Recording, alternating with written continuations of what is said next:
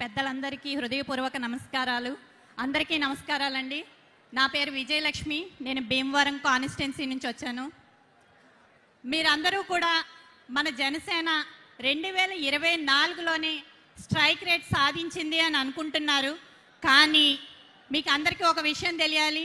పవన్ కళ్యాణ్ గారి మీద నమ్మకంతో మా భీమవరం కాన్స్టిట్యున్సీలో 2021లో వీరవాసరం మండలం నుండి 8 మంది ఎంపీటీసీలు, 1 జడ్పీటీసీ, 3 సర్పంచులు గెలిచి ఆ రోజే మా భీమవరం కాన్స్టిట్యున్సీలో మన జెండాని బలంగా పాతామని చెప్పడానికి నేను చాలా గర్వపడుతున్నాను.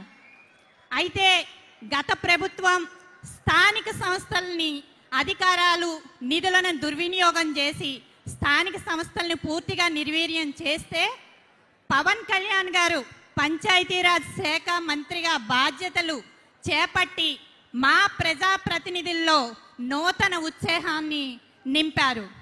అలాగే ఒక బలమైన వ్యక్తి ఎలా ఉంటారో అనడానికి నిలువెత్తు నిదర్శనం ఆయన శాఖ బాధ్యతలు మొదలుపెట్టిన వెంటనే ఇప్పటి వరకు ఏ ప్రభుత్వం కూడా అడుగు పెట్టని ఒక మారుమూల గిరిజన ప్రాంతాల్లో ఆయన కాలి నడకన వెళ్ళి అక్కడ రోడ్లు వేసి ఆ గిరిజన ప్రాంతాల్లో ప్రజలలో ఆనందాలు నింపడం ఆయనకే తగింది. అలాగే పవన్ కళ్యాణ్ గారు స్థానిక సంస్థల మీద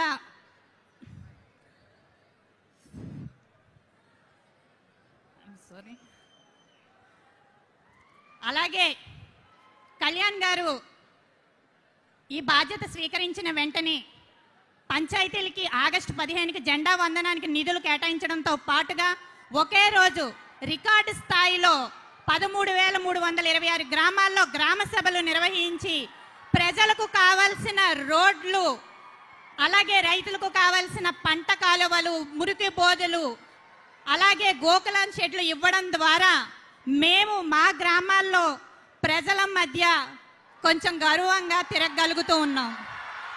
అయితే మన జనసేనాని ఆశయాలే లక్ష్యంగా మీతో చదువుకున్న యువత, వీర మహిళలు ఎంతో నడుస్తూ ఉన్నారు సార్. మీరు చెప్పిన మాట తొలి అడుగుగా రేపు రాబోయే స్థానిక సంస్థల్లో అటువంటి వారికి ఒక అవకాశం ఇస్తే గ్రామాలని ఆదర్శ గ్రామాలుగా, బంగారు పల్లెలుగా చేసి మీకే కానుకగా సమర్పిస్తూ మీరొక వ్యక్తి